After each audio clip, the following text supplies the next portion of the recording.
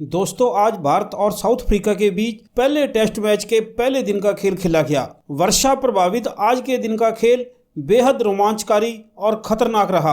आगे वीडियो में आपको बताएंगे कि आज के खेल की पूरी हाईलाइट और साथ ही बताएंगे कि कैसे आज के खेल में केएल राहुल मरते मरते बचे और बॉल सीधे केएल राहुल के गले में लगी, बुमराह की उंगली टूट गई और कैसे शार्दुल ठाकुर अपना माथा तेज गेंद से तुड़वा बैठे।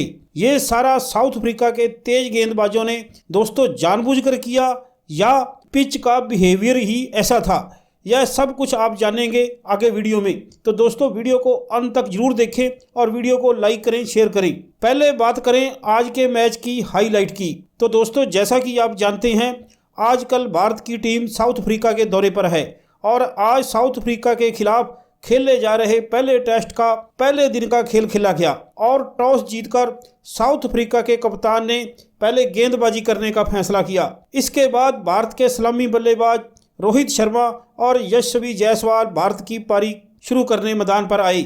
इन दोनों पर भारत को बेहतरीन शुरुआत कराने की जिम्मेदारी थी।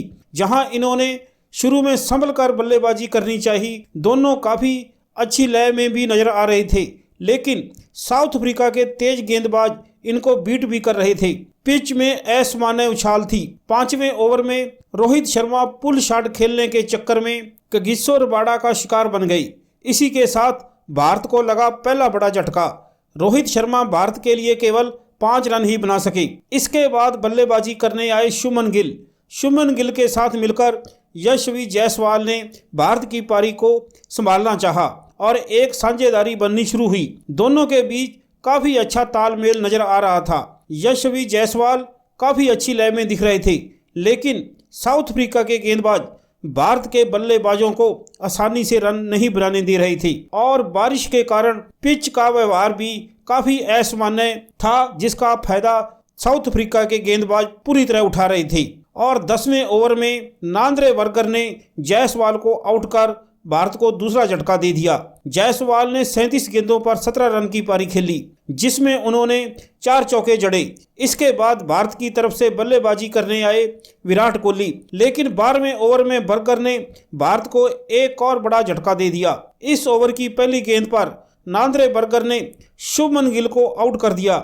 शुभमन गिल 12 गेंद खेलकर 2 रन ही बना सके, जिसके बाद बल्लेबाजी करने आए श्रेयस अय्यर। अब कोहली और श्रेयस अय्यर पर भारत की पारी को संभालने की जिम्मेदारी थी, क्योंकि 24 के कुल स्कोर पर भारत के 3 विकेट गिर चुके थे। जिसके बाद विराट कोहली ने अय्यर के साथ मिलकर भारत की पारी को संभाला और एक साझेदारी बननी शुरू हुई। दोनों बल्लेबाज काफ़ी अच्छी बल्लेबाजी कर रहे थे।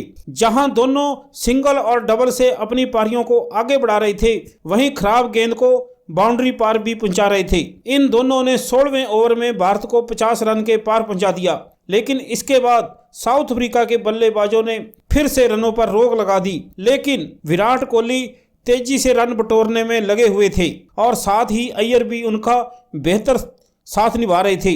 इसी बीच दोनों ने 23वें ओवर में अर्धशतकीय साझेदारी भी पूरी कर ली। इन दोनों की बल्लेबाजी से भारत को मजबूती मिलती दिख रही थी, लेकिन 27वें ओवर में अय्यर रबाडा की गेंद पर क्लीन बोल्ड हो गई। इस तरह भारत को चौथा झटका लग चुका था। आपको बता दें, अय्यर ने 50 गेंदों पर 31 रन की पारी खेली। उसके बाद बल्लेबाजी करने आए केएल राहुल और इसके बाद विराट कोहली ने राहुल के साथ मिलकर भारत की पारी को आगे बढ़ाया। 30वें ओवर में भारत का स्कोर भी 100 के पार पहुंच गया था। विराट कोहली धीरे धीरे अपने अर्धशतक की ओर बढ़ रहे थे, लेकिन 31वें ओवर में कगिसो रबाडा ने विराट कोहली को भी आउट कर दिया और भारत को लगा सबसे बड़ा झटका।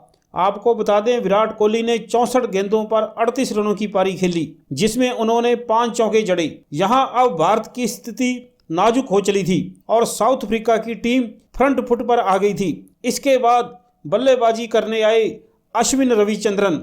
अब अश्विन रविचंद्रन और केएल राहुल पर भारत की पारी को आगे बढ़ाने की जिम्मेदारी थी। दोनों ने खेलना शुरू किया। अश्विन ने आते ही आक्रामकता दिखाई और 2 चौके जड़ दिए। इसके अलावा केएल राहुल भी काफ़ी सेट नजर आ रहे थे। उनकी आंखें इस पिच पर जम चुकी थी, लेकिन 35वें ओवर में रबाडा ने अश्विन को भी पवेलियन उठा दिया और इस तरह टीम इंडिया को लगा छठा झटका। अश्विन ने 8 रन बनाए। इसके बाद बल्लेबाजी करने आए शार्दुल ठाकुर। शार्दुल ठाकुर और केएल राहुल ने मिलकर भारत की पारी को संभाला और एक पार्टनरशिप बनानी शुरू की। शार्दुल राहुल का अच्छा साथ दे रहे थे, लेकिन तभी साउथ अफ्रीका के गेंदबाजों ने भारतीय बल्लेबाजों की बॉडी को टारगेट कर गेंदबाजी करनी शुरू की, जिससे एक तेज गेंद शार्दुल के हेलमेट में लगकर शार्दुल के माथे पर जा लगी और माथे पर सूजन आ गई और इसी दौरान एक तेज गेंद केएल राहुल के गले में जा लगी। आप तस्वीरों में साफ देख सकते हैं कि गला शरीर का वह नाजुक हिस्सा होता है जहां कोई प्रोटेक्शन नहीं होता। साउथ अफ्रीका के तेज गेंदबाजों की एक सीधी तेज गेंद केएल राहुल के गले में लगी, जिसके बाद राहुल काफी दर्द में नजर आए। आप देख सकते हैं केएल राहुल दर्द से करा रहे हैं।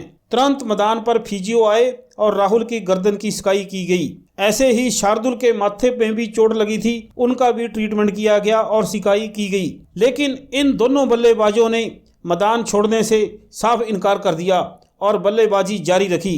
इन दोनों ने 42वें ओवर में भारत को पहुंचा दिया 150 रन के पार। इन दोनों की बल्लेबाजी से भारत मैच में वापस आ रहा था, क्योंकि एक समय तो लग रहा था कि भारत की पारी 150-60 रनों के आसपास ही सिमट जाएगी। इन दोनों की पारी से मैच में जान आ गई थी। लेकिन दोस्तों, आज का दिन रबाडा का दिन था। 47वें ओवर में रबाडा ने शार्दुल ठाकुर को आउट करके भारत को 7वां झटका दिया। शार्दुल ने भारत के लिए 24 रनों की पारी खेली। इसके बाद बल्लेबाजी करने आए जसप्रीत बुमराह। टी तक 50 ओवर हो चुके थे और भारत का स्कोर था 7 विकेट के नुकसान पर 176 रन। टी के बाद एक बार फिर केएल राहुल और बुमराह मैदान पर उतरे तो राहुल ने अफ्रीका के गेंदबाजों पर दावा ही बोल दिया और तेजी से भारत के स्कोर को आगे बढ़ाया। लेकिन इस बार साउथ अफ्रीका के गेंदबाजों ने जसप्रीत बुमराह को निशाना बनाया और एक तेज गेंद से बुमराह की उंगली टूटने की तस्वीर नजर आई। वहीं दूसरी ओर केएल राहुल साउथ अफ्रीका के गेंदबाजों पर टूट पड़े थे।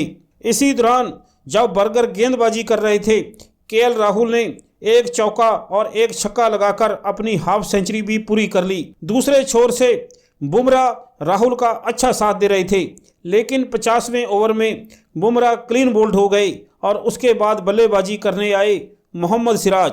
वहीं राहुल आज पूरी लय में आ चुके थे और अकेले ही भारत के लिए खड़े थे। आज बारिश के कारण 59 ओवर का खेल ही हो पाया तथा उस वक्त केएल राहुल 70 रन बनाकर नाबाद खड़े थे और दूसरे छोर पर मोहम्मद सिराज उनका साथ दे रहे थे और भारत का स्कोर था कुल 8 विकेट के नुकसान पर 208 रन। और इसी के साथ आज के दिन का मैच का खेल समाप्त हो गया।